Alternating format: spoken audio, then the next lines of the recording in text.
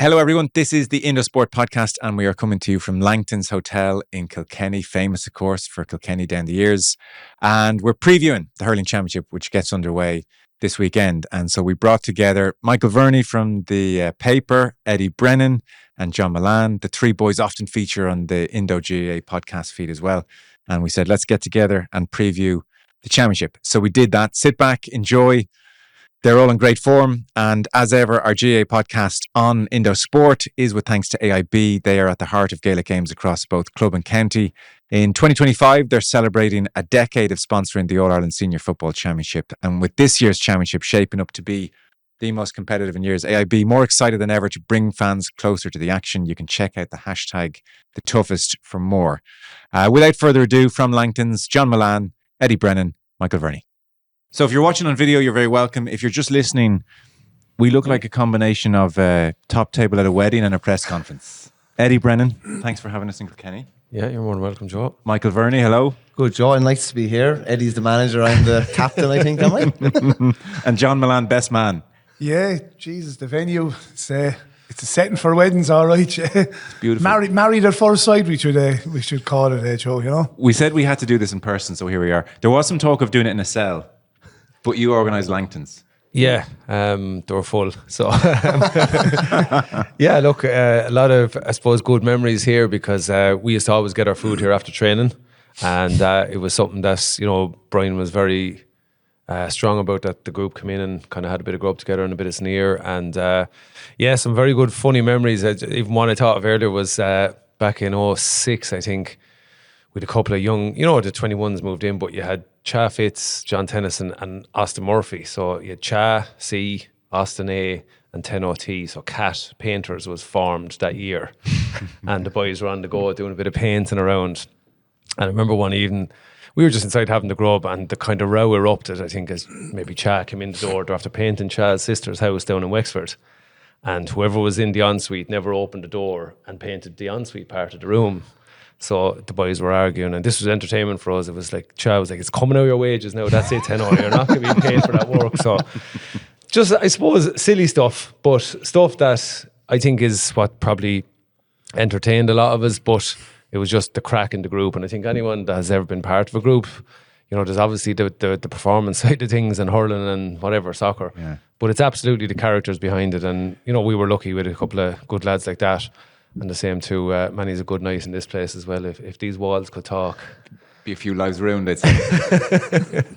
Because I wasn't sure if you just kind of came here around big days or matches, but it was every night after training. Three-course meal. Yeah, like, every night after training. What if the boys not even getting soup, I'd say, after training some of those years? Sandwiches, sure. That's all we're getting, sandwiches. Yeah, no, it was funny. That's a good deal. Yeah, it was brilliant. And, you know, Eamon Langton, I suppose, a huge part of Kilkenny through the years. Like, I mean, the hotel and the complex here is run a long, long time and very good. And Eamon used to accompany us home an odd Monday on the train as well. He was brilliant fun to be around, but very good to us and very good to Kilkenny GA over the years.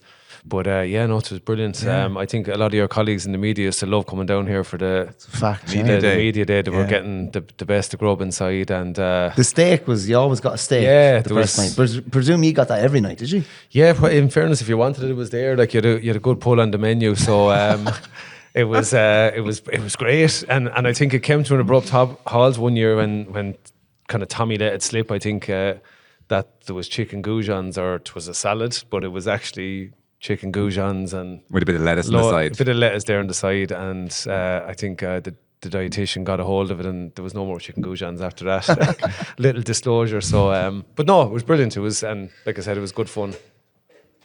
Hey, just what you're saying there, Eddie, even, and Mull, you would have been the same. Sure, the crack for the meal after training, the dressing rooms, even the showers, and that. Sure, that's half the crack of it being involved, isn't it? It's very, very important, like, you know what I mean? And that's where all the banter, and, you know, that's where the, you know, the memories and, you know, the goodwill amongst the group, and, you know, as you always touch on, Cody always touched on, the spirit within a group kind of grows, and I think it's very important, and it's probably something that's probably, we just touched on it just before we came in here, it's probably diluted a small bit, you know, in after the COVID years. You probably see it at club level as well. Like, you know, lads probably, you know, don't go into the dressing rooms as much. Probably, you know, probably don't go into the shower areas as much, and that's where the banter and all the crack has had.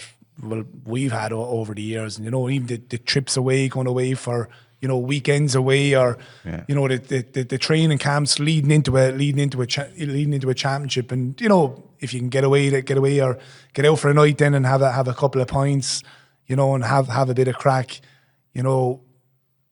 it adds to the whole thing, and you can bring that in on match days as well, because if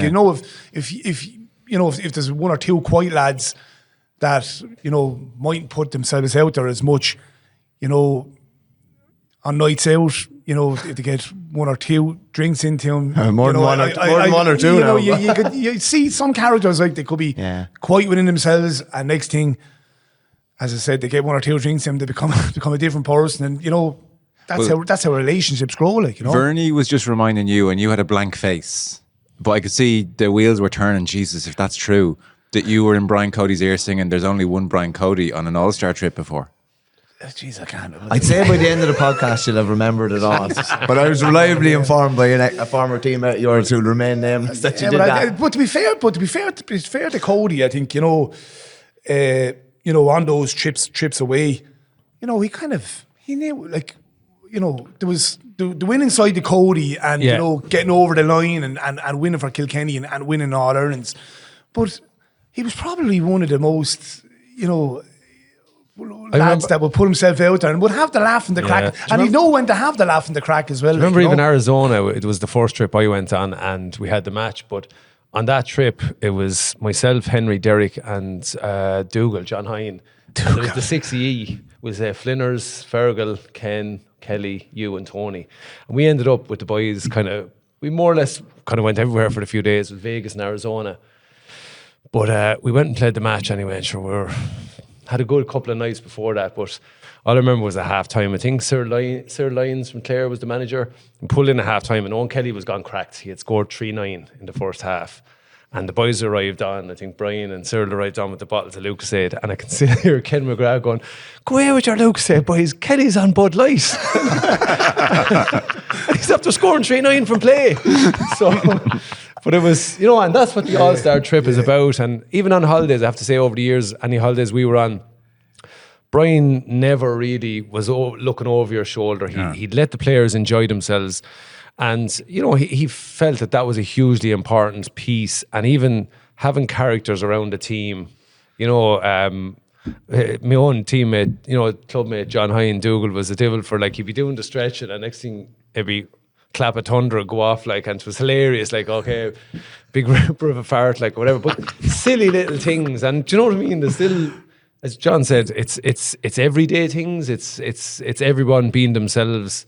And just having those characters around can lighten the mood at times, because it can get very serious. Of course it can, yeah. But obviously, the performance side then has to be separated. And if you have that nice balance between lads being themselves and being very comfortable in the environment, sure, that's one of the big pluses, or that's the big targets for sports psychology, is that you have an environment that lads can go and enjoy themselves and perform then to their max. And so, on a serious note, if they were having steak and goujons and Langtons, what was the setup in Waterford?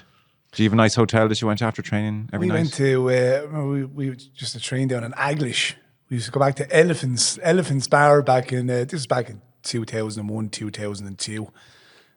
But, geez, a cold winter's night down in Aglish. Oh my God. I remember I came on, Tom Feeney, he was dropped by Justin back in, I think it was 2-3, and he was, ball-headed, getting back into the team, like, and anyone who came in his way was getting it in training, like, and I remember, Jesus, could be -5, -4 down in Aglish, pitch dark, January, February. I remember Owen McGrath was going forward one night with the ball, and Tom just let fly, size 36, right across there. And I was and Mac, to be fair to him, jumped up. Next thing I was kind of like, oh, gee. And next thing, sorry, Mac, had to do it, And next thing, I was going forward as well, and I got it then as well. But but in the immediate aftermath, then you go back. Went back to the pub after the Elephants, got the soup and sandwiches. But then no steak. That's where you'd sit down then, and you'd have you'd have the bit of the chat or whatever, yeah. and even Tom would come over and say, "Jesus, Mull, Mac, sorry about that," and you just you'd accept it, like. Yeah.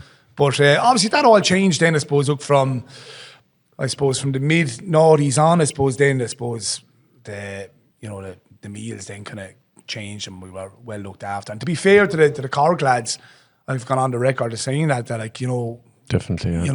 We probably wouldn't have, gotten what we got back in the mid noughties or even pushing on in the immediate aftermath of that, or even what the players have today, Joe. Yeah, I mean, they wouldn't have half the stuff they have today. It's no thanks to the Stepford wives over here. They were happy out. They were grand. Well, they were getting their steak. Like, yeah. They were getting well looked after, so they didn't need to be given out, It's funny. I was just got the tail end or the start of remember Jordan Clan came out with the great bellies and arses after they were the only county squad with bellies and arses. and there was a reason for that. Like, we were getting desserts after training, like desserts. And it was a great one night. We were in Banner one night and we were getting steaks. And someone, I think it might have been Brian Carroll, was getting physio and he was laid down and he came down and the team secretary was getting stuck into the last steak and his steak was gone. So he might have even had a dessert, I think, for his post-match meal or whatever, but in different times, yeah. Just one thing I want to come back to as well on Cody. I'll never forget Brendan Murphy saying he was on an all-star trip and he was worse for wear, shall we say, the morning of the game, and he just said, Cody threw him a look in the lobby. And I said that was that.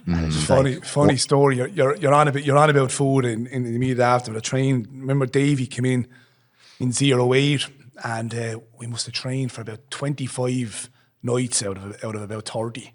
Jeez. And we were eating is that rabbit food, rice and chicken or whatever. We were getting, and the portions were kind of small.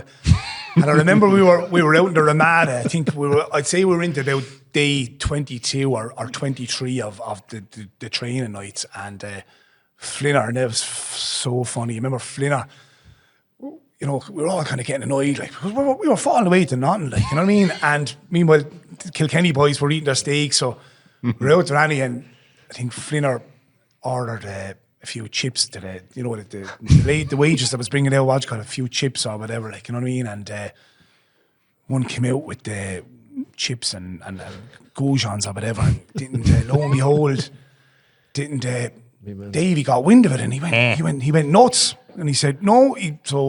He stopped it, and next thing the chicken and the rice came out, and next thing Davey's young lad, Colin at the time, he pipes up to Flinner and he goes, "Hey, Flinner, the good times are over, kid."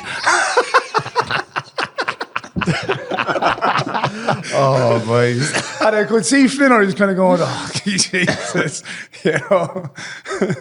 Just when Mull was talking there, it was like, day 24 in the Big Brother house. John is feeling hungry. Stop. It did you no harm, though. There's no harm in the All-Ireland final. We got hammered. We'd steak and goujons for breakfast that morning. Well, okay, so that's Langton's and food covered off. We're here to kind of kick off the championship preview, and so I wanted to ask the three of you, is hurling in a great place? Like, we'll get on to the championship and the Munster round robin, and that's all seems to be just flying, but the game that you're watching, on an average 70 minutes, average inter-county game, average league game, I mean, anything from the tactics, the types of players that are to the fore, the types of scores that we're seeing or the types of scores we're not seeing, the way it's being reffed, the physicality, you mix it all together. You sit down and watch a hurling match now. Is it as good as ever, or are there parts of it you don't love? Where's the game? Well, I've the luxury of, when you're up in the gantry and doing the radio, and you can kind of scan it and see the game from kind of a whole different lens. And for the luxury of doing it for the last 10, 12 years, and for me, I think it's at an all-time high in regards skill level, speed, strength. The way some of these players are, some of these players now are nearly able to talk to a ball. Tactically, I just think it's gone on to totally different level as well. I suppose you look at it, you know, we had the conventional 15 on 15, like of our team, Eddie's team, and you know, you played off the cuff hurling. Then the sweeper came in, and now it's a case now where teams now can, you know, navigate their way around the match and play it any way you want. You know, you look at Cork, they've gone back to the old style now, 3 inside, and it's throwing it back to teams now. Well, what are you going to do? Are you going to put an extra body back there? Are you going to push out? Are you going to leave the 3 inside? Or if you don't leave 3, is the half back line going to sit in front of the full forward line? So now look, at this moment of time going into the championship, probably Cork are probably the team on everyone's lips. And teams are looking on now saying, well, how are we going to take on Cork? Cork have found a way now to kind of to go and take on Limerick, and a big part of that is with the 3. Their starting positions right in on the line. It's an amazing way it goes back to the future, like. You know, so now Cork have thrown it back to the other teams. Now other teams are looking on saying, well, how are we going to take on, or how are we going to take down this Cork team? Do we go with an extra body at the back, or do we sit our half back line back deep? But Cork have, in my opinion, Cork have an answer to every outcome that's going to be thrown at them. If they go with an extra sweeper, they'll play the ball around the back. If there's a deep line, half back line, they'll just push their half forward line out. If the half forward line push out, they'll play the quick ball into the 3 inside. But you look at Cork, Limerick now. I mean, and from when we finished up, Eddie, I mean, I would have looked at that Kilkenny team as the greatest team of all time. You know, you look at the skill set, you look at the strength of these lads. I mean, I was down pitch side for the only thing for League Sunday there 2 weeks ago for the league final, and the Cork boys were actually running out into the pitch, and in the space of 2 years, as we keep banging on the drum in the pod, you know, they've really honed in on the strength and conditioning side of it, and in the space of 2 years, how big these Cork lads are after getting, the speed of them, the skill of them. For me, I think they've the all round package. But you know, even outside of Cork, you know, the standard has just gone through the roof, in my opinion. Anyway, you know, for me, I think a lot of that is, there was a time we played hurling when you had to think on your wits. You had to think very, very quickly. It was kind of very much instinctive hurling, and the fitness side of it was building. The current levels are absolutely off the charts. Like, the physical conditioning of hurlers nowadays is just ridiculous. But for me, the big difference now is, and Limerick have probably changed that, is that through coaching and Paul Kinnerk, they've armed the players with that ball retention is the big thing now. Or it became a very big thing, and it was minding the ball and picking your passes when it was right. It was the combination of movement. So you now had a situation where if we were still playing, you'd be following your man up and down the pitch, because wing-backs, cornerbacks, they're all bombing up the pitch. They're all trying to create that +1 that allows a shot to be got off. So in that sense, I think we had a time when it was we loved it because it was ball landed in between me and Mick. It was best man win, and if you were lucky enough 2 or 3 more come in, he might get 1 or 2. Do you know, it was that individual kind of battle. Whereas now with the tactical side of it, I would say players nowadays spend a nice bit of time discussing the RRR, what you just said there about the options. Like, if the team set up this way, this is what we're going to do. And you're kind of, the big input for me from a coaching point of view is, you're saying to the guys, you have to stick with the system, lads. You have to stick with what we're doing. And then what Limerick brought as well to that was, if it's not working this way, we're going to adjust to this way. And we were able to move to different phases or facets of play. We're able to change up the game mid.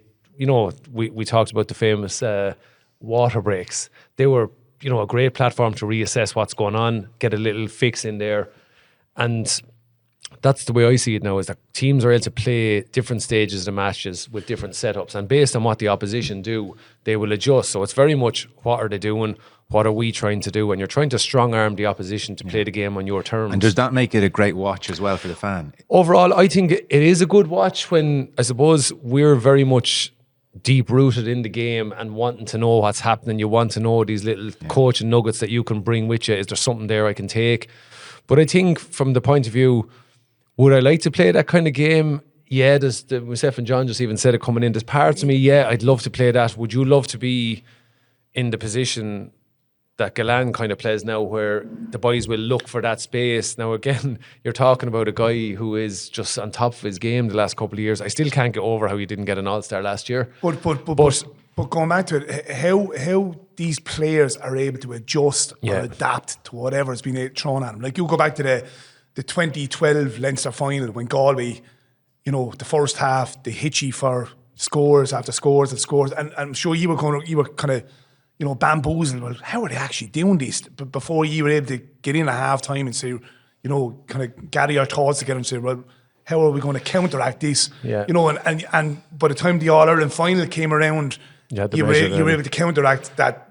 I think Damien Hayes came out as the third midfielder. But these lads are so quick that they're able to adjust and adapt. That if there's a problem thrown at them, they're able to adjust or adapt within the space of 5-10 minutes. I think that's the big piece now, is that there's no longer kind of going on the pitch and just hurl your patch, and obviously with a view to communicating that around.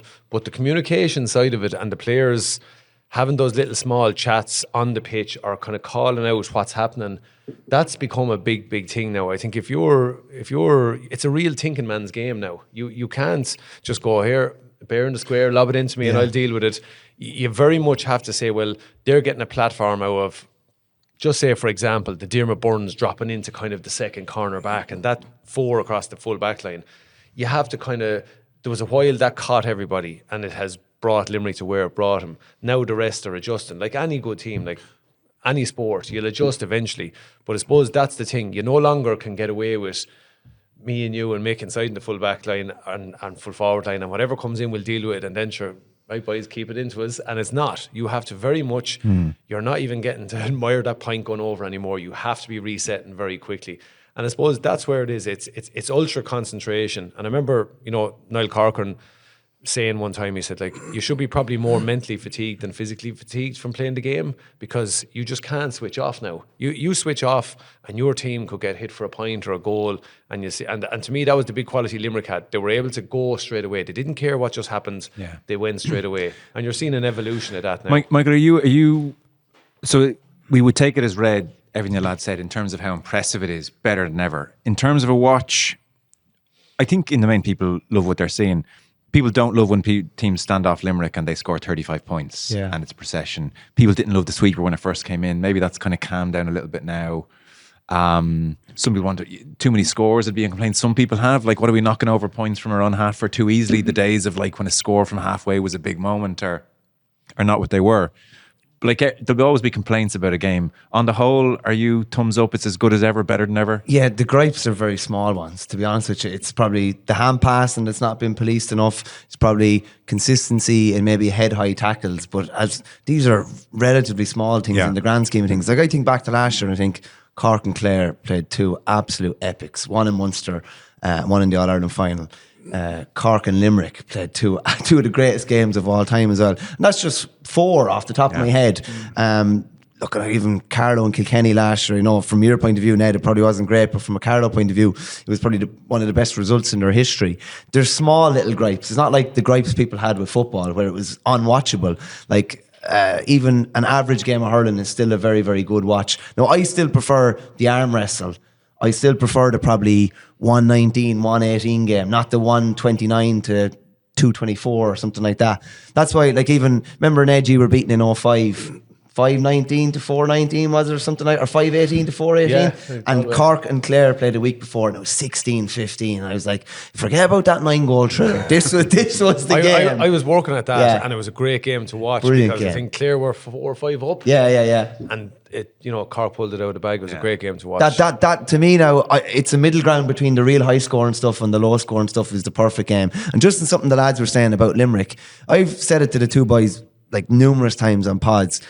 Like, Eddie's played in games and John has played in games and I've played in them as well, where you're just hit with something and you're kind of shell shocked and it's the final whistle before you get to adapt. And go again 3 weeks' time. But the biggest thing and the best compliment I could play Limerick is that they get hit with this whirlwind and somehow they're able to go in at half time and regroup. Like, I'm thinking back to the Tip Munster final in 21. Like, you're not supposed to be able to do that. Yeah. It's like a boxer, he comes out and gets the head thumped off in the 4th round or in the first 4 rounds.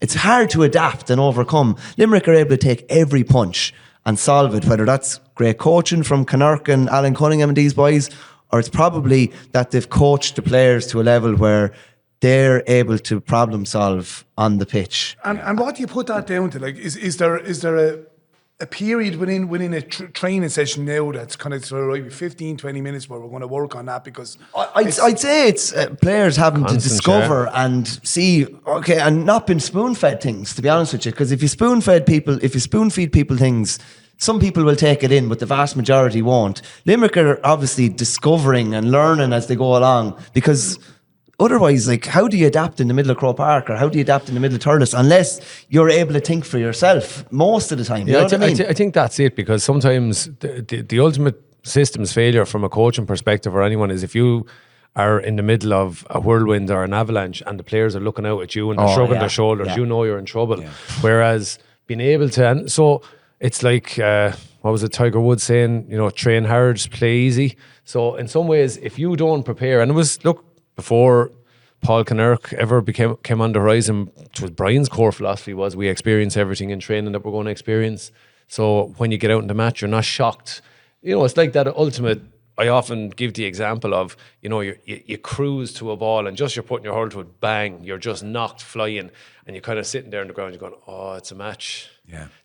And that's where you're in trouble. So if you train that way, and obviously we'd all love to know what way it is, because Connacht has definitely brought something different to it, and others are looking at that and saying, which has always been the way, which is always, who are the market leaders, what are they doing, trying to get little nuggets of information and then go on from there. But I think one of the big things with Connacht is that the players themselves have to kind of problem solve. So it's the ultimate coaching if you're giving them scenarios and problems in training and seeing how they get on, and then jump in, spot and fix, and away you go. Is there a great curiosity in the game over what Connacht's doing? Is he there's like a mythical quality almost? There is. But he's the best coach in the country, is he? The thing about it is, Joe, as well, is that we could all probably go down and watch a training session. But I remember chatting to Donal O'Grady, who was a selector under Kiley for years, and they had a train in the Gaelic grounds, and there was 2 boys up the back of the stand, and they were looking at it, and Kiley was kind of looking around and was like who are these lads or whatever, and someone went up to them anyway, and they were moved on after a few minutes or whatever, but Kiley was just saying after, sure, we barely understand what's going on here. Them 2 boys are hardly going to understand what's going on here. Do you know what I mean? There's no big secrets. That's the thing about Connacht, is that I think you'd want to be at 10 or 15 sessions to realise what's actually going on. It's not just a drill or a game situation. There's all bigger pictures that's going on, and he's obviously an incredibly intelligent fella as well. I think the biggest thing is we all hear, I think the word process has become a kind of an ick with us all. You kind of go, oh, don't give me that. But there is a process in terms of keeping your emotions in check, and that's very hard when you are in the middle of a cauldron like that and the game is slipping away from you. You take again that example of that Munster final with Tip the year. Like, they were hit with everything that day. Probably didn't. You always try to anticipate. You look at the opposition and say, what are they going to bring? They probably didn't expect a couple of bombs straight down the middle on top of Hannon and the boys, and next thing there's Tip lads running everywhere. Someone breaks the ball and away we are. We have 2 goals out of it. And that put them thinking. But I suppose it's the emotional side of it, because it's your head will beat you more than your hurling and all that. So it's how you I suppose treat what's happening in front of you. And Limerick seem to have been able to, I suppose, accept that what has just happened is gone, and all we can influence is what's going to happen next. And they stay very much playing one play at a time. Yeah. And it's a hard thing to achieve. But to get the lads to buy into that, that's probably why they have been able to stay the course and grind out matches that they looked dead and buried in. It'll be fascinating this year looking on what's he going to come up with. Particularly when they come up against Cork. Going off of last year's 2 defeats. Cork, the last 2 occasions, have caught Limerick out. By mixing it up. Not going down one side, avoiding Kyle Hayes, bombing ball down the, right down the centre. So that's one thing I'm really looking forward to going into this championship, particularly when Cork and Limerick come across each other. And look what he's going to come up with. Well, looking at the market, so Cork are favourites for the All-Ireland at the moment. They're 7-5, Limerick are 9-5. Not much between them. And then a bit of a gap out to Kilkenny, 6-7-1, Clare 9-1, Galway tip a bit further out. Do you all see it as a two-horse race? Is this Cork v Limerick for the Lee McCarthy? Well, right here, right now, coming over, I suppose the question mark is around Limerick and what Limerick is going to pitch up. And we're intrigued with that because they've been nice and quiet. I think regardless to what went on here, there's no way they went and they wanted to play kind of possum with Kilkenny today here. No way. But would John Kiley have rathered playing 5 weeks of training to get themselves ready, go off and stay nice and quiet, let's get our house in order and roll something.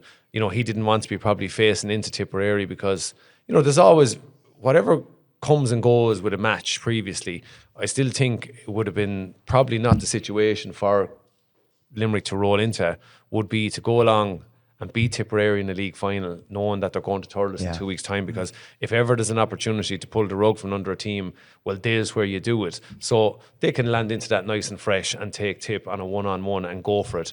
But I suppose the big one is for me is Cork, rightly so. And this is not just blowing the hot air up them because of what they've done. They have rightly earned the position they're in now. And I think they very deliberately they've done it other ways over the years down through history. The league wasn't on the radar.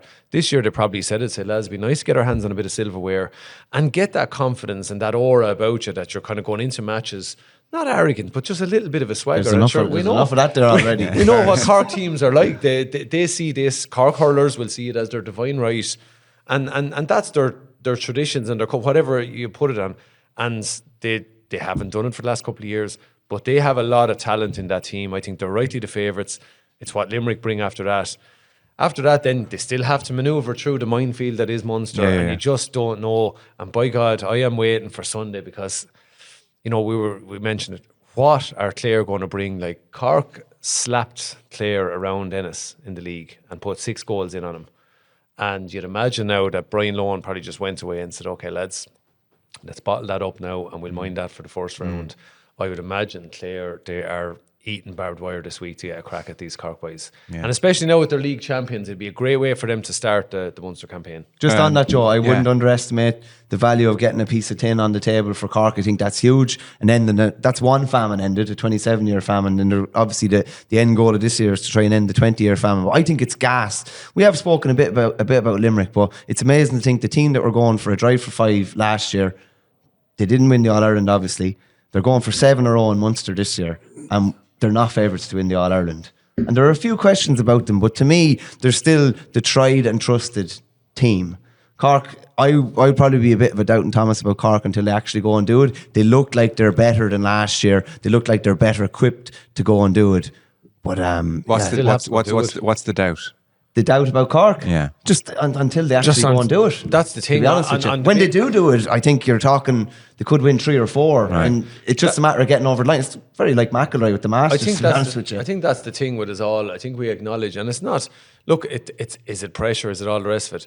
There's still that. They still have to go and deliver it, unfortunately. And they were so close last year. You say they were just within a whisker. And just on that, Ned, you know how many ups and downs there are going to be. There's going to be lots of form. There's going to be lots of players. There could be a suspension in the middle of that. Like, it's not going to be all plain sailing. There's going to be so many highs and lows between now and, for them, hopefully the second last Sunday in July. Like, it's not going to be plain sailing or anything. Definitely not. I honestly think they're on the crest of a wave. I think they're going to be extremely difficult to beat this year. I said it on the pod. I think they'll win everything this year. I'll be straight up to you. I just think now is their time. I think last year, I think they're better team than last year. As I touched on it, I think they've gotten stronger. Don't underestimate the fan base behind them as well. 20, 30,000, 35,000 people shouting you on, rebels. That's worth 3 or 4 points. You should have pawned the accent. But before they take to the field, they have the panel depth as well. You're on about who are the main contenders. I think the 4 main ones are going to be Cork, Limerick. I think the 4 semi-finalists last year, Cork, Limerick. We're going to be waiting on Clare to see will O'Donnell be back. I think Kilkenny will be Kilkenny. You can never rule them out. And if Kilkenny got to a semi-final and they came up against Cork. They'd love having a crack against Cork in the semi-final. Kilkenny would be the type of team that they mightn't win it out, but they have the potential to take out a Cork at an All-Ireland semi-final stage. And I think the others then, you're looking on, what do the others want to get out of it? I think Waterford, they take the hand and the arm off you if they could get to an All-Ireland semi-final. I think Donohoe will be content in getting to an All-Ireland semi-final in his first year. Wexford, likewise. I think the other teams outside of those four would be content in getting to an All-Ireland semi-final. Yeah. They'd see that as a very, very good year. And do you see Limerick as, maybe when you've won a lot and you're a bit more experienced, the league is kind of like, listen, we'll just muddle. We know when the business ends come, we'll get ourselves going at the right time. Or do you think this great team, maybe the greatest, are up there, give or take, are they on the slide a little bit? Well, the man that can answer that question is the man across me, because he's been in this situation before. He's won 4 All-Irelands in a row. But what's your eye telling you when you see him? Do you think they're on the slide, or is this just I think they're on the other side of the mountain. I think they reached the peak of the mountain in 2021 when they played, was it 2021? They played Cork. Mm-hmm. I think that was their peak. Now, when you go to the other side of the mountain, obviously, they're such a good side. Yeah. You come down slow. They come down slow, and it was good enough for them to push on and win the next two All-Irelands. Are they still good enough to win another All-Ireland, 2 All-Irelands? Most certainly, yes. I think with that, is he going to win All-Irelands by staying loyal to the players that got him over the line in those 4 or 5 All-Irelands? I don't think they will. That's the big challenge for me.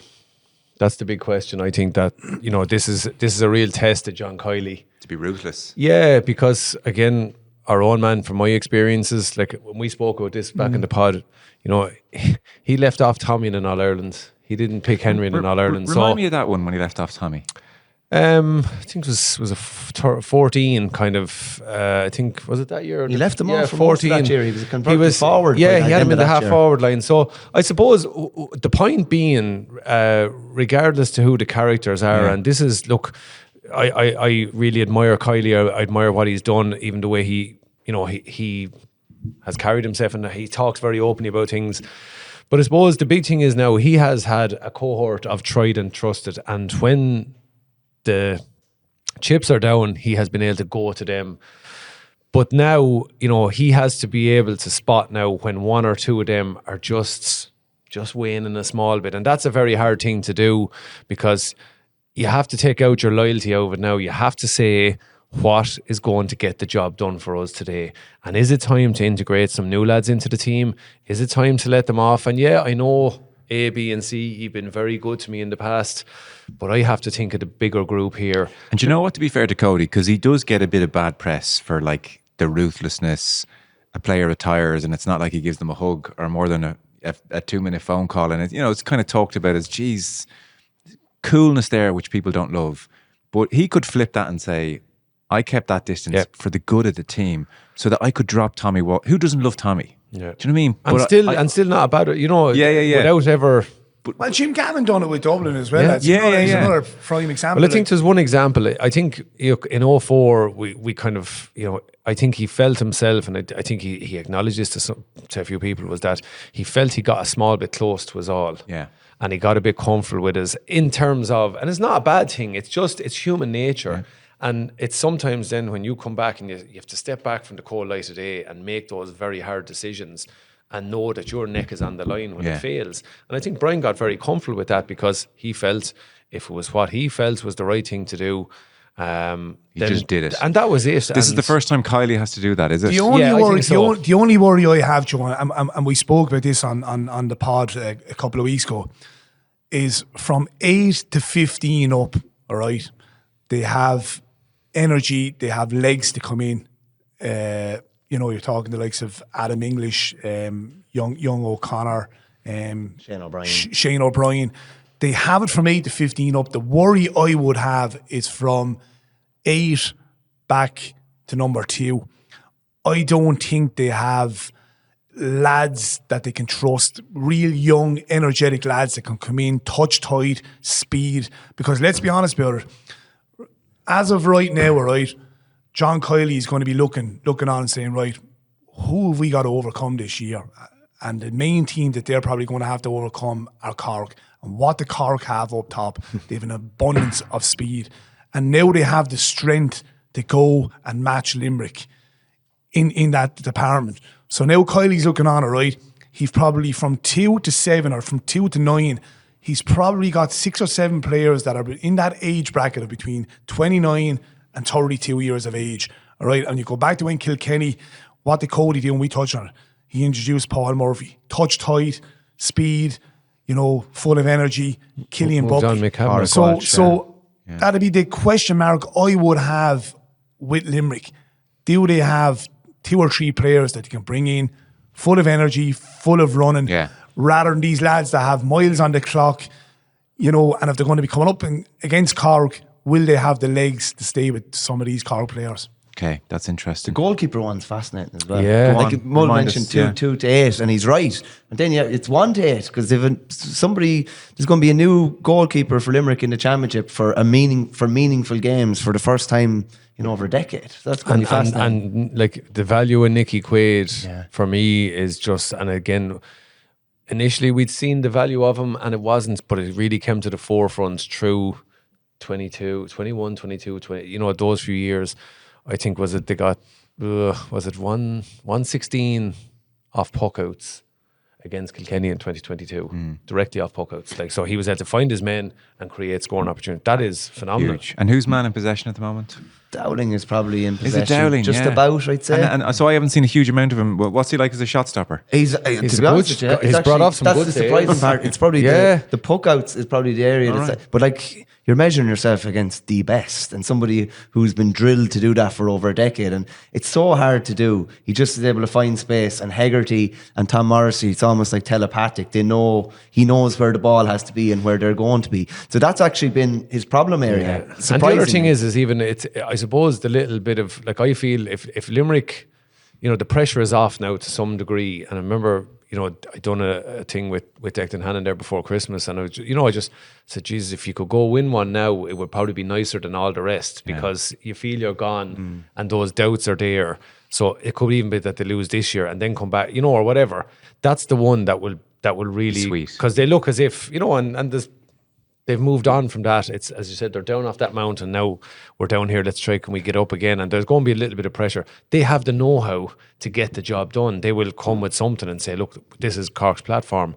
But the question is probably, I think, is just, is there some juice left in the tank for them? Is Hegarty and the boys, Tom Morrissey, because that energy game, Dara Donovan has been absent the last couple of seasons for big matches, and he's a key man for them. And would you find that that's just like, it's your body, as in you have a certain amount of miles in the clock and you just use them up, or is it more in the head? You can't train with the same kind of it's probably madness. it's probably a bit of both, because you're moving on, but you do hit your physical peak fitness, they say, around 29, 30, 31. So the age profile of these lads is good. It depends on the fitness side of what they've got there, but they're very smart players as well, and that's what's going to stand to them. But it's obviously upstairs is where you have your motivation and your drive, and do you want another one? That has to slip. And it has to slip because they've won so much. Now, do you think after being beaten that slips? Surely that re-energizes it does. I'm just saying it comes down from that, because you're there's probably matches that you win that you don't deserve to win, but you get the job done. Then you get caught. Then you get caught maybe a second time. So it could be a tactical adjustment, it could be a tweak in your fitness program, something small that just re-energize you. But as regards hunger and motivation, they should have it. But when I talk about it, we thought we had it in 05 as well. So it's such a minute you can think thing. you have it. You can think, and we were looking so at. What is it amount? Is it like, I will have the goujons tonight. Go on. Is it that kind of a thing? No, it's. I suppose it's in your head, because you when you're tested and when you're under pressure, you'll default back and you'll go, okay, what worked for me before? And I've done that. I said, right, this is what I don't remember. That you went off and I worked on a few bits myself, and then you kind of realise. Then when you say, oh no, I still wasn't. Do you know, it's finding that sweet spot. Is there not something similar to 2011 though, Eddie, where Tipperary came on the horizon, beat you in 2010? So what way were you in 2011? It just depends. I suppose it depends on the chats. It depends on the characters in the group and what the challenge was. What was your motivation in 2011? Well, I suppose, look, you'd failed ultimately, and we could see ourselves that we failed quite substantially. And yes, you're rolling into the matches and you're thinking, right, we're okay, we're there, and we just click on the day. And I remember myself, I can remember it all so vividly, and you kind of go, oh no, I was kind of chasing it all year. But I remember, you know, the words underneath the Hogan stand in the warm-up area, like that day, and you had, you know, Henry in the corner on crutches, the cruciate gone, and a lot of lads, you know, banjoed and crocked, like, and the worse for wear, and probably standing on a cliff edge going, is this it now? You know, is this going to be the way we finish? And there was that motivation then. And Brian just said it afterwards. He just said, lads, you have to, you know, he was always on, he said, we weren't good enough today and we have to suck that up and take it with us, bottle it up. And it was just motivation. Now, it depends too, because we had a good rivalry with Tipperary at the time. So there was that going on, and there wasn't, you know, you had beef with them. Yeah. So I suppose that's where what you said about now Cork and Limerick playing. So what way do Limerick readjust now and take to them? Because, but then you go, every match is a derby in Munster too. So it's a hard thing to do. But you'd imagine the question is like, and what you're hearing probably in Limerick is, sure, you is not in your agenda. You know, they don't. I think there's freedom now for Limerick. Actually, I think there's a freedom that should be in their game now to actually go, do you know what? Our place in history is secure if that's what you're thinking. And I know they won't, because they'll move on from that. They don't have to worry about legacy. I honestly think they'd love nothing more to, you know, spoil the you know, the Cork air of excitement. I think, you know, off the back of what happened last year, you know, mean to tell me now, like, Keane Lynch, Declan no, Hannon, I'm not for 1 second saying that. I'm just saying they're the battles that probably go on in your head, and the question, like, again, there's a lot of layers to it. It's Kinnerk and the boys, Cunningham, what do they come up with? John Kiley, who is the best 15 ready to start that match, and they pride themselves on the 15 finishers. But I'm just saying is the freedom that they can play with now because of the past is, you know, the 5 in a row is off their back, or that the tension that was building. And now all the talk is on Cork, so it's ideal for them, and it's one of those ones where you say, lads, you know, you could throw it down. Are we done, lads? Are we finished? It's very Kilkenny. Are we done? But would they not be going in with the mindset of, right, we've a score to settle with Cork? Oh, they do, but I'm just saying is the pressure is off to a degree. The pressure's going to crank up on Cork now because the expectation. But from a Limerick perspective, in that it was building, it was a drive for 4, 3, 4. They were taking them off and they were getting along. And that builds, because it's outside, it's what do you do? Do you break from the norm? Do you shut out all the noise? It's a hard thing to manage. But you still think, even with that, Cork are going to have him? Even Limerick coming, loving nothing more than I wouldn't say have him. Like, as I said, that'd be the one worry I would have. Okay. would be in their backline. You know, the miles on the clock. Yeah. And as I touched on, like, from a corner forward's point of view, Eddie was the same. Like, you would even see it in such a short space of time. Say, like, I'm not giving an example, maybe Sean Finn or Mike Casey, where 4 or 5 years ago you wouldn't get a sniff off him. Whilst now, the accumulation of knocks and stuff. Accumulation of knocks, you know, might be slowing down a small bit, where you might say, and you're scanning, looking on from the TV, saying, geez, I actually fancy myself against him rather than I would maybe 3-4 years ago. I was behind the goal here in Nolan Park today watching, and there was a few little bits, you know, and again, I suppose you have to put context on the game, right? What the overall meaning was to them and the talks they trained a bit. But just even body language wise, I was looking at Sean Finn and Casey, I think they were talking at one stage, and they just look a little bit out of sorts. Right. And again, it's only a league match, right? But that thing can kind of, it can build up to something. Yeah. And just maybe the tank is going a little bit dry. It should be from what we say, but they could do it. Let's have a last dance, and you get together that kind of way. And that's what makes them dangerous. Well, I think the key for him is definitely Kyle Hayes. I think Kyle, and it'll be very, very interesting. And he's had some injuries. The placement of Kyle Hayes this year, particularly when Declan Hannon comes back. You know, just say if they do come up against Cork, are they going to leave Kyle Hayes in the wing, or are they going to bring him into number 6? And then where do you put Declan Hannon? Why? Explain that, John. Why is that so? Well, I suppose, look, he's a weapon on the wing. Cork got an enormous amount of joy off of, you know, going right down the centre, you know, and going long, and Hayes moving all over. Hayes coming in behind Declan Hannon, the breaking ball, and they're going straight down the centre. And you even go back to the All-Ireland semi-final last year when they moved Kyle Hayes into centre back. They bombed straight back into the game. They took over the game. So it will be very, very interesting when the two of them, come up against each other, where they're going to play. You can't avoid them at 6, really. Okay. Do you know what I mean? You can, but it makes things a lot more difficult if you're But constantly going to the downside is you lose him roving forward, is it? Yeah, And you look at what they've Might be done, like worth by putting Decky Dalton, kind of an outside shooter, out there deep into midfield as an outball. Well, Kyle Hayes was left with a dilemma. Limerick were like, we can't leave him shooting anyway because he can put him over. 7 possessions, I think he had in the All-Ireland semi-final last year. Right. That's what they kept the ball away. It's like reduced them to the most old school tactic of all time. I'd say if you watch the back, I'd say the majority of those 7 came in the last 15, 20 minutes of that match. Joe, just the last one on Limerick. All the great teams have come back. Cork of the 40s came back. Kerry footballers came back in the 80s and they were beaten in 2 and then came back and won 3. Kilkenny did it. The Dublin footballers did it. And I know you're saying maybe the pressure is off, but that's the challenge. Can we and really... We're a great team, but can we further cement that? Can we get 1, 2 more? Who are you tipping here?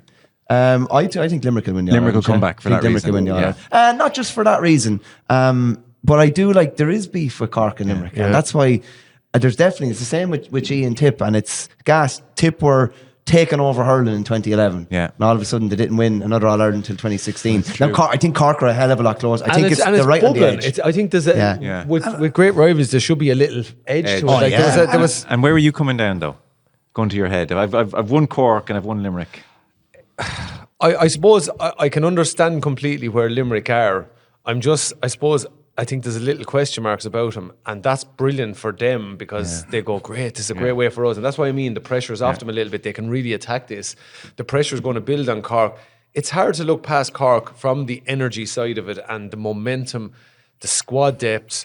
And what I really know, like again, I was just looking through the scores during the league. They had a goal each in the first 3 matches. Then they hit 6, 3, 4. But they've shut it down at the back. Yeah. They have become a really, really mean bunch at the back, and that was the Achilles heel that we had all said about them up to now. Yeah, I even think a small thing. You might think I'm nuts in saying this. I think even you go back to the All-Ireland semi-final. Contrast the 2018 All-Ireland semi-final and last year's All-Ireland semi-final, where Cork outnumbered Limerick probably 2-1 in last year's All-Ireland semi-final. In contrast to 2018, no Limerick were trying to make the breakthrough.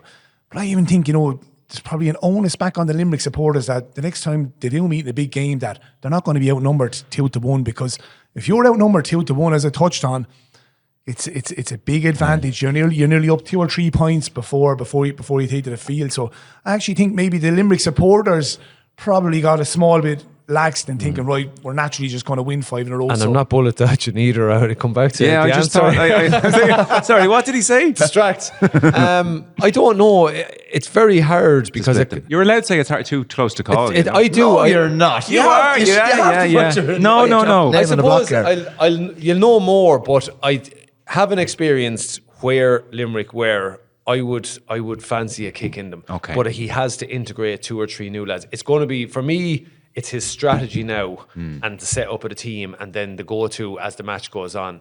But I think that's what because they've gone quiet and how they're going to pitch up against Tip, but it's particularly then they get that bit of business done, it's then where they go after that. We've chatted for about an hour and I'd say we've talked about 15 seconds about the defending All-Ireland champions. I know. But you know what? Yeah. Come Monday morning, we could be having a different conversation. That's the beauty of it, yeah. Sunday's match, 4:00. If they go to Thurles Sunday and they blow Tipperary out of the water, all of a sudden now you're saying, oh Jesus, hold on now a minute. And what have we seen from them, the league, to suggest that they have that in the locker? Claire? Yeah. Very little, to be fair, very, very little.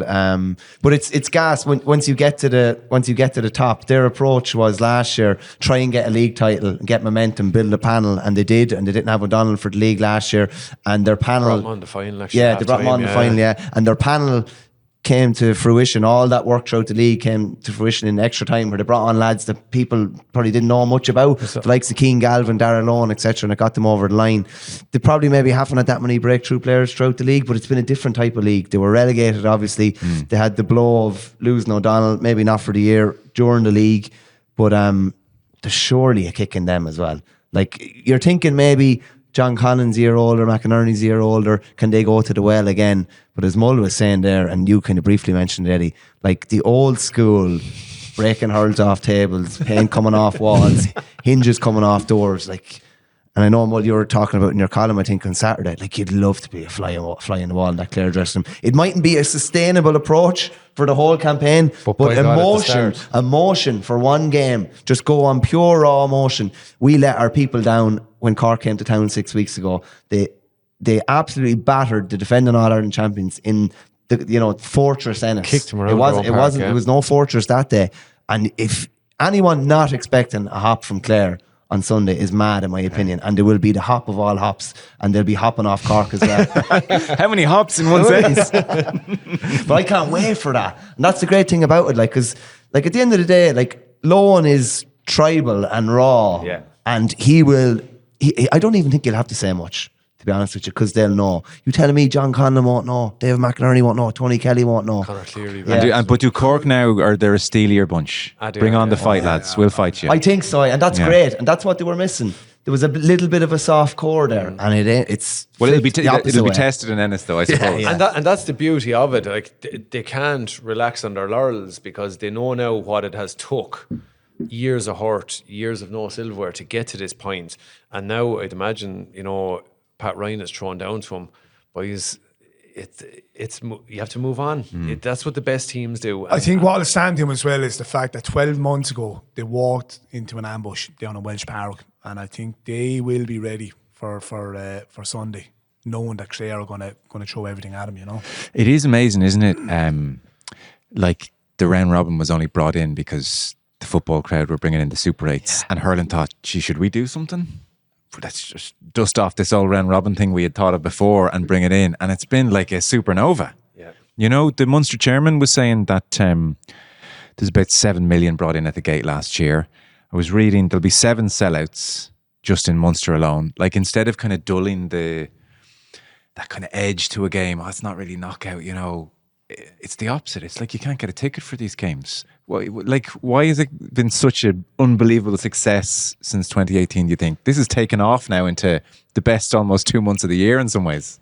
I suppose it's the jeopardy is there. I suppose every game just takes on a life of its own. I suppose maybe Munster's never been that competitive in a way, like evenly. Waterford could do what come to the party, but it's not like there's a guaranteed 3. Yeah, but on any given day, if any one of the 5 would believe that, right, if we turn up today, we can turn the other team over, and which Leinster doesn't have to the same extent. Possibly not at the moment. Yeah. The only issue I have, and you just touched on there. I mean, that's an astronomical amount of money, 7 million, and I don't like to be like a broken record. I just think the ticket prices.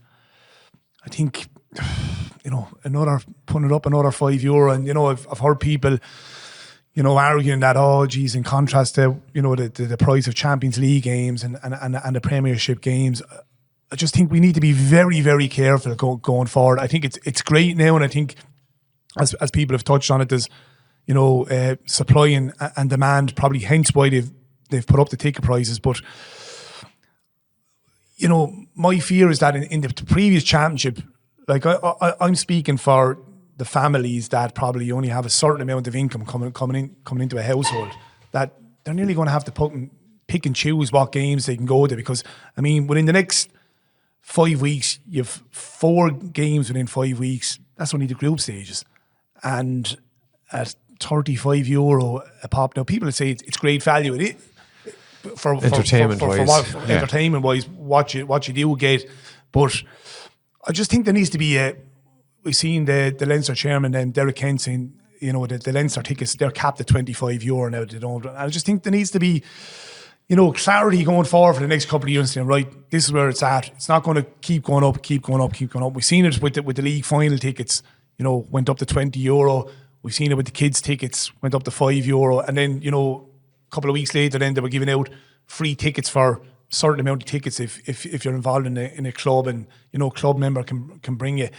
And my only worry going forward is that we don't end up like going down. Like, we're grand now because we have a great championship, but we mightn't have a great championship in 12 months' time. Munster Championship, we might have a great championship in 3 years' time. And my fear is that we might end up going the Cheltenham route, where people might say, "Well, hold on now a minute, it's getting too expensive. I'm not going to go to the match," and we end up with no bums on seats. That would be my worry going forward, you know. Yeah, but just again coming back to, and that's a valid point, because you're saying for the young lads especially, I think that's to me that's something that, and I know they haven't rode back on it, they've probably rode out, and maybe they haven't got there wasn't enough storm about the fiver for young lads. I just personally I think it's wrong. It's a beautiful part of our game. It's the most easiest way to promote our game is let the young lads in there, because what else would you want them doing to look on the pitch and say they want to be like that? You're growing the game. And I think what did they raise it to? Sorry, it just went up to just a fiver for all. Nothing previously. It was nothing. Yeah. No, it was to nothing. bring under 15, 16, Under 16 or 15. Right. So it was grand, and that was the big thing. that is amazing, really, isn't it? It is, and I'm surprised that the response has been as mute. I know we highlighted or whatever, but I'm surprised that it hasn't got more traction, because it's the one thing I think if you are a parent and you're iffy about going and you have 3 or 4 kids, you're going, it's 20 quid, that's another 20 quid or 50. Do you know what I mean? It might sway you to go, look, I'll watch it on telly. Whereas you'd love nothing more than, I think it's brilliant, fill up the stadium. You'd be trying to incentivise it. I know a few years ago in the club, we were trying to, the under 14s, 13s, 12s, whatever, get them into the match and behind the goal, and they get to see what's going on. It was just a great way of bringing in the groups. And I think now, that's going to cost a few bob or whatever. But once you have them in there, that's the hook, isn't it? yeah, well, that's it. You want them there. You want them dreaming close. They can see their heroes, get the old high fives, sign the hurls, all that type of stuff. The best And you could publicity see it. There going. was a drop off with the amount of kids that weren't going to National League games. But kind of coming back to the round robin thing, I think it's been deadly. I would like to see it breathe a little bit, in that it's probably so heavy now. You could be turning around, and we spoke with this numerous times. Your season could be up in flames in a 6-day window, because you're bet on a Sunday and the following Saturday or whatever. Could happen, Claire. You take even, we'll say, a tip in the first round, or whoever, Claire. Like, that's the thing. Your season is up in jeopardy straight away. So I think it needs to open up a small bit. But can you imagine the product that has been there in the round robin in Munster for last years? And there has been brilliant matches in Leinster. There's been massive jeopardies. The famous 19 where they all finished on 7 points. Yeah. That's what the kind of scenarios we want. But if you can imagine then down the line, throw Kilkenny across, throw Galway across, throw a strong Dublin across, Wexford, and growing your teams, wouldn't that be some products to kind of, whatever way you do your league? The provincials is obviously the prestige of winning your provincial is the big one. But as if you were to say it right here, right now, what would be the dream type event? I think it's like that on Friday night, and I've said this, I'm repeating myself, Friday night, Kilkenny and Cork in the first round, Limerick, and whatever way it is, a Friday night match, 2 Saturday or whatever. That would be a great product, given what we have now. But again, how we kind of probably get to that, it's hard when you have 2 teams. But I just think from a calendar point of view, I think it's a little bit early. I'd love to see it being pushed back a little bit and maybe open up a little bit of a gap there for teams to recover a little bit more and just be ready then that you don't, your championship isn't up in flames. Like, was it a few years ago, teams gone I think Dublin were out of championship 21st of May. And you don't want, you don't want that. You've seen it from a manager's point of view as well, though, and how taxing it is. You're literally rolling from one week to the next. Like, it's play your game, hopefully celebrate, recover, game again. I don't know next how week. any of the current managers could possibly go to their jobs in between this at the round robin. You can't possibly do that. But the contrast between the two, I mean, the Leinster Championship, it allows you to kind of grow. Like, Offaly will hope to grow this year. Dublin will hope to grow this year. And you flip that over with the Munster Championship. I mean, it's all about trying to survive. Or if you don't survive, you could end up getting murdered. Like, so, like Tipperary, Waterford. You look at they're the 2 outsiders for the Munster Championship. If Tipperary and Waterford were in the Leinster Championship, they fancy their chances of finishing in the top 3 and getting them an All-Ireland quarter-final. Yeah, Waterford have a hate-hate relationship with this round robin thing. Well, we were still trying to nail it. Our record, is pretty poor. Although in saying that, they were extremely unlucky last year. I mean, I was at that game against Tipperary. They should have closed out that match. If they beat Tipperary last year, they were qualified. 2 years ago against Limerick. And 2 years ago against Limerick. But I suppose having the 2 home games back in Welsh Park, in contrast to having to travel up the Thurles, it's a big, big plus for them. And Waterford, you'll find with Waterford, Joe, I find with this Waterford team, they're dangerous when nobody's talking them up. They're dangerous when they're being written off. You look at last year, nobody was giving them a prayer against Cork. People were saying they were going to be beaten out the gate. And they're going along nicely. Okay. Good league campaign. Whisper it quietly, And boys. it'll be very, very There was a interesting dream, to there was see, Rome. what will play out up in Ennis Sunday.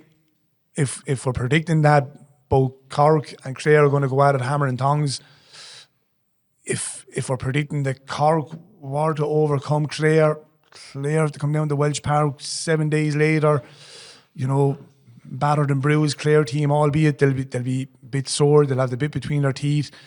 A fresh Waterford team at home, that game would be a massive game. That game would then become a massive game if Waterford were to overcome Clare. Then you've got to remember the head-to-head is a massive one in the Munster Championship. So that first game for Waterford against Clare is a massive game, Yeah. Where are you in Kilkenny? Hard to know, because I think we've mixed some very good stuff during the league with some awful stuff. There's, I think at times, there was a real lack of edge in the play, and you're not saying that just to be critical of them. You're not, because there's certain values that Kilkenny will always bring that probably dilute some of the tactical stuff that you come against. Is those certain values of that never say die is there, and I just didn't see enough of it during the league. At times we saw it, at times we and I think that's the one thing that Derek will really want to tap in, because there's a huge premium on getting over Saturday, winning Saturday, and you're kind of setting yourself up for the rest of the campaign. Whereas if you don't get the result on Saturday, in the last 3 years, they have been, one match they've been separated by a point. Other than that, it's been draws. So to go back then, bad and all as Antrim might look like they're going, it's still a very dangerous place to go the following week if you're not after getting your place. W in the first round. So What is the word and what's going on with Davy and Antrim? I don't know. I've heard very, very little. I think there was a bit of, he done a bit of grumbling there after one of the league matches about certain things. And, I think some of the players did some of them move on from last year? He's down one or two. And obviously, look, Neil McManus couldn't stay playing forever either. But the Offaly match I watched, and they just looked like they were all over the place. Now, they were trying to do something. This flying out from the back that he failed miserably with Waterford, I think. And again, look, Davy's a gas man. He comes up with these tactics that he believes is the way forward. I suppose the question is, what's he going to do that's probably going to stifle some of the bigger teams? Like, I would fully expect him to roll a tactical game above that will force Derek Ling and his management to think completely differently about how this match might be won, because they kind of can't sail into that match in Antrim, in Corrigan Park, and just trust that the lads will have a better skill set or a bit hurling ability. I think they're going to have to be prepared for what could be a downright ugly match, in that you could see a football-esque type set up to it. And then what they'll do, like TJ Reid could have 2 or 3 lads for company for the day.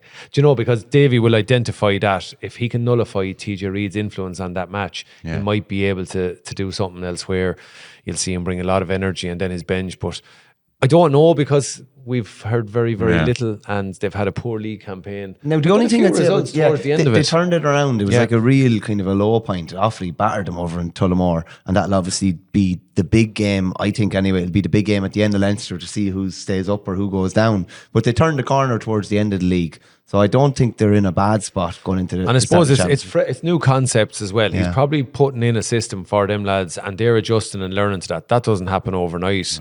Now they changed their style. They changed their style mid-league. They went from playing maybe some of those kind of nearly like Dutch football tactics almost to a lot more orthodox, and they started putting up big scores. And it was very similar to the Waterford Mull. Is there a degree of too clever by half? I think so. I think he can be a bit too smart in hurling at times, and you can bamboozle lads. I know Eddie said it's maybe not as instinctive as it was. We're still somewhat instinctive. It's a fast game. Well, it is a fast game. But you can't be overburdened with things. You have to just be able to see what's in front of you. If you can get your basics very much right and have a clear enough simplistic way of playing, then for a team that is in Antrim's boots right now, maybe that's the way forward. And will Antrim have any fear of playing Kilkenny? They shouldn't, after the last couple of years, because they've had some good performances against them. So he'll be looking at that match as one that if he could pull something out of the bag early. Yeah, and they'd start to believe in Then Davy you and just don't the know. magic. I can't see him win the game. I think the fixtures are unkind to him. I think, you look at the games that they have away from home. I don't see him beating Wexford.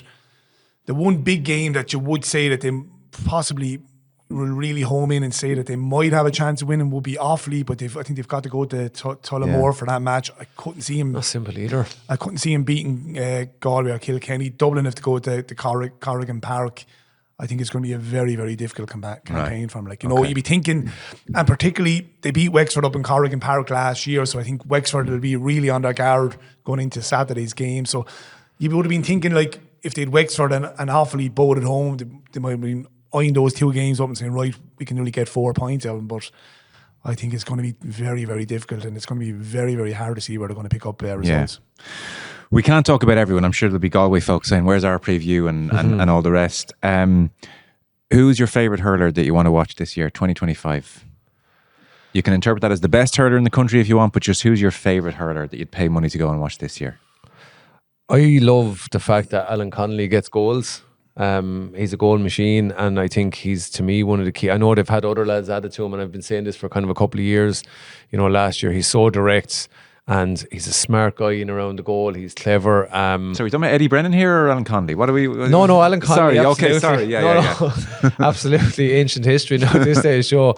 No, I just like the way he plays, because I think they have. Cork now are putting a huge, the currency for them is getting those goals and keeping them out at the back.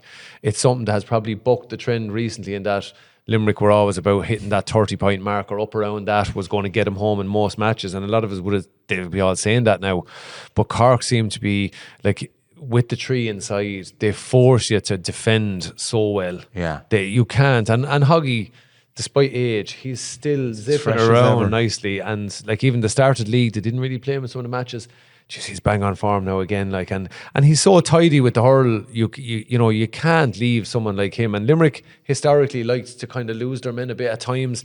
Whereas what Cork done last year, they forced them to defend really, really well. And if you didn't defend well, then that's how Cork got their in both those matches. But I just, for me, I like what Connolly does. Obviously, then going to be a tiny bit biased and jump to us. I'm waiting to see what TJ brings, because he's a different gravy. He's just a different gravy. Even a few of the matches, like the tip match, poor Noz Kilkenny were that day, he still is the go-to man. And he still can make so much happen. And to me, that's the sign of a great player, is that he can bring everybody else into the match. And that's my point, is that if Davy is looking at one man to stop, to possibly give him, or whatever. And he's generally did well with Wexford. He's managed that before. He has he had a Matt Hanlon there. He's Ronaldo of hurling. But TJ is just, lads.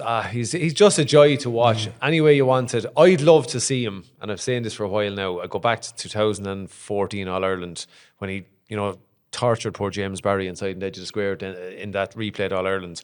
To me, he's at an age now, okay, he can win ball outside. I'd like to see him playing a lot around the goal. Yeah. I was very sorry, Joe. Go on, go. What was very interesting this week, I seen in an interview, he stated that he can hurl with Kilkenny till he's 40 years of age. So straight away, that tells me he's thinking of this, the scoring episode with Horgan. He's throwing it back to Horgan, saying, well, look, I'm going to be here for the next two boys will go around on crutches. But it's great. And just touch on him, like, he's nearly like Ronaldo, the way he's conditioned himself. Like, it's nearly like a Messi and Ronaldo, like, over and back. But I was down here at a stag once. Who hasn't been? And he was out. And the way sometimes you need to see someone in person to appreciate. Jesus, the shape because he's wearing a tight enough t-shirt now. He was letting everyone know he's in good shape. Hey, wouldn't you wear it if you look like that? But honestly, the shoulders on him. That's the young lads nowadays, yeah. The physique. Right, I'm going to throw it. Disco muscles. I'm going to throw it back. Give me your hurler of the year. Right, okay, well, go on. Go on, Ned. Maybe Shane Barrett for Cork. Oh, I was going to pick him. Two boys will go forwards all day, every day. Favourite hurler forward, hurler of the year forward. And just keep going. I go and you back. Just go at some pig of a corner back. Well, pig. I will actually. Well, the last hurler of the year back was Tommy Welch in 2009. That's right. You asked favourite hurler. But it's harder to be a forward, isn't it? Excuse me? It is nowadays. You need fierce brains. You need to be very clever on the ball. Good looking. Hot shot, Hamish. Jesus Christ. Boy, hurler of the year, Fernie. 1 second, I give my favourite player is Adam Hogan. I just love an in-your-face cornerback.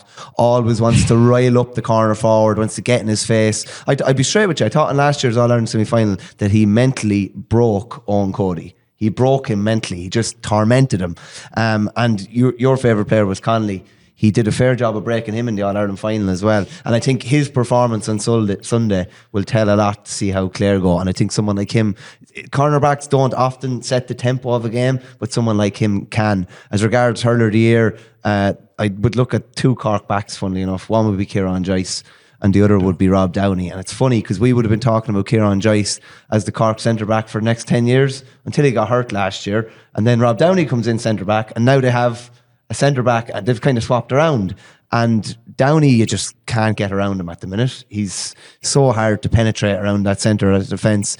And Joyce is so abrasive, like so strong, physical. He did a job on Gerard Hegarty, who was in brilliant form in the All-Ireland semi-final last year. So I'd look at either of them, who are both huge prices, might I add, as well. And I don't think it'll be an obvious one if Cork were to win the All-Ireland. I don't think it'll be an obvious one. And I think potentially a defender could win hurler of the year even without Cork winning the All-Ireland. One of them. John, your favourite hurler? You gave us your hurler of the year. Who do you like watching the most? I'd say, look, TJ. One of 3 really. TJ, Jamie Barron going to number 11. I think that's a big one for Waterford. Very hard to tie down in at number 11. I think the one player that we're all hoping he's going to be back and that we'll see him at some stage of the summer is Shane O'Donnell. I nickname him Limerick. The Magnet I call him. So hopefully the Magnet will be back. But who knows? Clare could be gone out of the championship in 2 weeks' time or 3 weeks' time. So, maybe I should. The beauty of the Munster Championship. Who's your hurler of the year, Mull? You were going asking everyone else. I would have picked Shane Barrett, but if it's not Shane Barrett, I'm going to go for Brian Hayes. Brian Hayes. Yeah. Sorry. Defence forwards, the worst position is goalkeeper. Like Shane Dowling going goalkeeper. It's the most insane position in world sport, isn't it? You need a few screws. Probably is. Yeah. They're definitely a special breed, all right. Do they wear all pads in training? No, I'd never. Just the children's allowance pad, and that's it. I think that's it. After Some that, of them don't even wear that. No, they don't. No, and that's even more madness. That tells you all you need to know, maybe. You know the episode of The Simpsons where Milhouse is just kicking Bart in the crotch repeatedly. They're like, you want to be fair. A couple of things. You want to be fair, brave to playing goals. You do need that element of madness as well, though. Like TJ Reid, from what I remember seeing this summertime in 14, he scored a goal on Darren Gleeson, and apparently the ball was travelling at over 170 kilometres an hour. Now, and you're like, will you stand up to that, lads? And we're giving out about a lad turning his arse to a ball or not wanting to get a smack at that ball. That's the one thing, but I suppose that on that one, like that's a key one for Limerick, and I just think, wow, if they, I thought it was even Shane Dowling was very brave to do that. I think that is incredibly either mad or brave, but like to go back from what he's been doing out of the loop and potentially go in there. There's only one way, it's either going to be heaven or all the way into hell. Like there's no in between for him, unfortunately.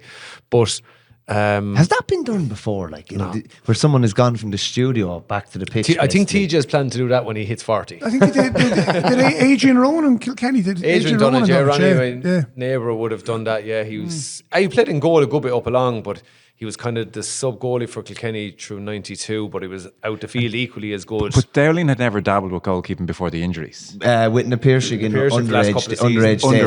But like he obviously played outfield. I think their number one goalie got injured maybe last year or the year before for Championship, and he stepped in. Yeah. Having played with their second team, and suddenly it has escalated, snowballed from there. Yeah. Is it just a straightforward Kilkenny win the Leinster Championship then? I don't think so, no. I'd be a little bit concerned about the boys on the Slaney side. I think they had a good finish. If you're looking at pitching up into the championship in a good headspace, I think halfway through the league it wasn't. But by God, at the end of the league, if you would have said to Keith Roster that he would beat Limerick in Ennis in a comfortable fashion like they did, regardless to what way Limerick are, or in the Gaelic rounds, and also beat Clare, you'd have said that's some way to finish the league when it looked to been possibly going to be an absolute ball of pain at the end of a league. What's the common denominator, Ed? Chinner.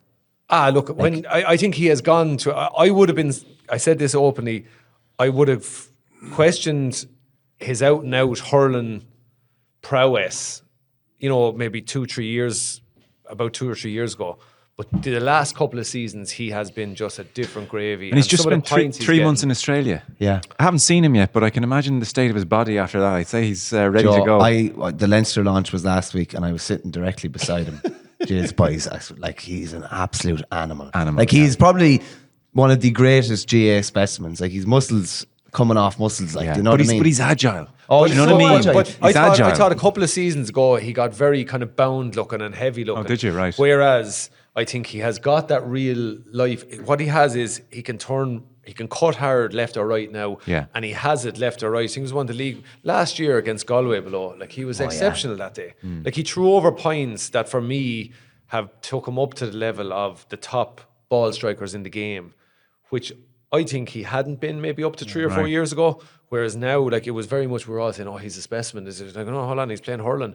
I think he is that good to this Wexford team. And if he's fit and on top of his game like that, he obviously then throw in Rory, Conor McDonald if they can get him back. But they have some good players there. And I just think if you're looking at maybe an outsider for one of the provincial titles, I wouldn't rule them out at all. I think they'll be dangerous in Leinster this year. Okay. It's funny to hear Chin talking as well, lads. You were saying that he probably was a bit kind of bound up, maybe a bit. He's actually doing like less hurling now, shall we say. He said he's obviously doing his physical work. It's second nature to him. But he says he spends a lot of time even playing golf and getting away from hurling now, where he was always trying to get up to the hurling field to practice the next thing. Sometimes you actually, in a way, you kind of have enough done, and you need to clear your mind and not be constantly trying to like really hone in on areas. He's working hours every week. Is TJ at that now? Would TJ have just chilled out now and say, my base is done, I just tip over, or is he still militant about practice? Hurling brains, no matter what, they'll be there regardless to how fast or slow you're going. Your brain will still think sharper, I think, as you go older.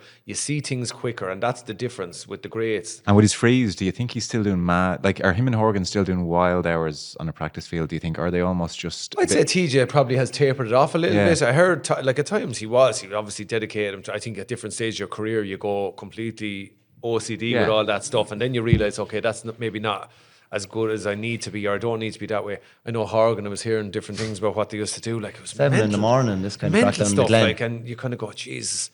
But then, look, whatever works for you. I mean, who are we to say that's too much or whatever? But I do think when you do get older, you can kind of put things into perspective. You know how to get yourself up for the match. You don't need to be, growling and hurl all week long, whereas then the experience, what works for you. And I think maybe Chin is at that stage of his career where he can go after the quality side of things. Yeah. I mean, at the end of the day, what's the point in hitting 70 and 80 frees on a rest day when you might get 10 in a match? Like, go out and hit 10, step away from it. Like, he's probably gone to Shane O'Donnell route now, where he's going to be relatively fresh now coming into the championship. And that's key with the system. Key. Well, I think O'Donnell last year, not playing the league, I'm busy with my work, I'll bounce nice and fresh into... I'd say a lot of players looked at that and said, I'd rather do that. Yeah, when you get to an age, Joe, you know what I mean? And you have a body of work and done. Lohan with the intelligence to say, I trust you, Shane.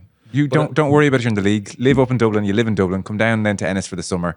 And it's really good management, you know. Especially with modern, conditioning, they say it takes you 2-3 years. These lads are doing 4 and 5, 6 years of good conditioning behind them and more. That stands to you. You can probably get fit a little bit quicker. You can probably get fit a little bit quicker. Do you know what I mean? You can train smart for a couple of weeks, and it's more that I think freshness is everything with the current system. When you get to that age, you have that much done. Yeah. You're just tipping over. It's hard to go for big gains at that stage. Do you know what I mean? Because you're probably pushing yourself over the top as well. Yeah. The two boys that know a lot more about it. When you get to that age, it's freshness. You must have you just got craftier as you got older, didn't you? No, I didn't. I went that route. I remember to be fair to Davy's last 3 years, the Tuesday after Patrick's Day would come back, and we'd obviously working away in our own program, and to be fair to, remember Scully came in after Davy, and he had us all back in October, and I got as far as early January. I was doing about 7-8 weeks before the start of January, and I didn't want to be there. I was so accustomed to working off what I was doing the 3 previous years, and I really it benefited me because I was flying to come to championship. And I remember saying to Scully and Michael at Ryan at the time, saying, look, Michael, I don't want to be here. And he said, well, look, geez, would you not take 2 weeks break? And I said, no. I said, look, I'm just on the verge of packing it in. And he said, well, no, look, he said, what do you want to do? And in fairness to Michael, he threw it back to me at the time. He said, look, what you want to do? And I said, look, can I not do what I done the previous 3 years? And I'll work off my programme with Jimmy Payne, who was a strength and conditioning guy at the time. And I'll come back in after Tuesday after Paddy's Day, and I'll give you everything. Yeah. And Michael, to be fair to him, he said, right, you go and do that. And came back into Tuesday after Paddy's Day, played the last 2 games of the league, had to win the last 2 games of the league, survive. And come the summer then, I was, fresh. It was more the hunger as well. Yeah. And the drive was in me to go and push on and give a good account of myself in the summer. So I think we'll see more of that, Absolutely, yeah, absolutely. Not lads at 25, but lads 31, 32, 33. It's clever. Or Like. a Richie Hogan type. Yeah, totally. Yeah, totally. Yeah. We're pretty much we're done. We've stayed too long. That was Cody calling you, was it? If Cody walked in here, what would he say? It's that's He'd walk back out and say, And all he'd get in his ear is, "There's only one Brad Frank Cody." Get back out and start practicing, lads. But no, look, he's. I said in some ways, yeah, you'd be curious to know. I guarantee you, he's still just loves watching hurling. He'll be somewhere watching it. I guarantee you, he'll be there at the matches, and guarantee he'd probably have a odd little phone call with Derek. I'd say too. Oh, do you reckon? They probably would. Check in. Yeah. Look, Derek Shaw was there under Brian for a good few years, and so there'd be strong connections. I'm sure. Look, he'd want him to be his own man too, but I'm sure he's there to bounce little idea, or have a chat about something or whatever. And like I said, Derek is very much his own man. He'd have learned a lot over the last couple of seasons and know what he wants. But I suppose sometimes maybe that's it. It could be just little nuggets here and there, maybe, or whatever. Ned, a sticky one just to finish. You only played under one manager. Is there any other manager that you would have liked to play under? This is just hypothetically. That's obviously. the thing. Jeez, yeah, there's lots of them there. I've spoken to a few, spoken to John Kiley a few times. I think he's quite impressive. But I suppose Dalo, I enjoyed. I suppose I disliked Dalo for a few years, because he was the opposition manager in Clare, and Clare, we wanted to get a cut at Clare and all that, and he was the manager there, and he was brilliant, some of the stuff on the sideline and all that. And then there was the whole, when he arrived on in Dublin and different things. But I just, having read his book and, talking to Niall Cork and different things, you'd be curious to know, and again, don't get me wrong, I wouldn't change what I had for the Worlds, no.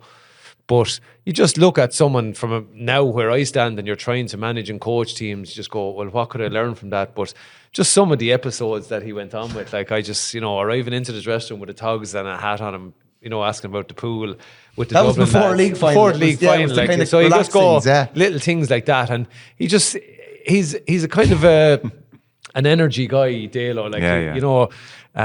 Even I remember a couple of years ago we were up doing. We were doing the Sunday game, and at the time we had the Sky lads beside us, so the Celtic and Rangers boys were mixing freely anyway and having the bands, and it was great. But Dalo arrived on, and he was like a child on Christmas morning. Well, boys, are you up for the weekend? And it was like, and at the time I was like, kids were small, and there was championship coming or whatever it was at the club, and you're like, oh no, we're not. And then you were like looking at him, I said, geez, look at him, and he was just full of energy. And I just say he's that kind of larger than life kind of guy. And just I say just something different. So I think like I said, I often say with any of them, I'd love to be a fly on the wall just to hear different things and some of the stories. So I think that's important. Like where and particularly with management is getting the timing right where you can. Reading the room. Reading the room, and there's a time to be serious, and then there's a time to kind of to dial it down and say, right, we'll just have the bit of the laugh and wasn't there a thing with Dalo with Dublin where they were off a tough defeat and they turn up for training Tuesday ready for a hard session, and he said, no, we're going for ice creams, and they and jump, nice swim on just clear the heads into the sea and ice creams and no training tonight, that kind of thing. You'd have to say Cody. Just out of sheer curiosity, you'd have to say Cody. Look, Cody, no, it'd be Sheedy for me. Oh, really? Sheedy, yeah. I mean, he came down. Remember Derek McGrath County final in 2012, the Friday night before, played the county final. Didn't know Sheedy was coming down, and we were after training that night, and in walked Sheedy, and he spoke for 8-9 minutes, and walked straight back out the door. And I tell you, it was possibly the best speech I've ever heard. And I remember Derek at the time just said, right lads, see you Sunday. And I knew even just walking out that door, I said, there's absolutely no way we're going to be beating Sunday.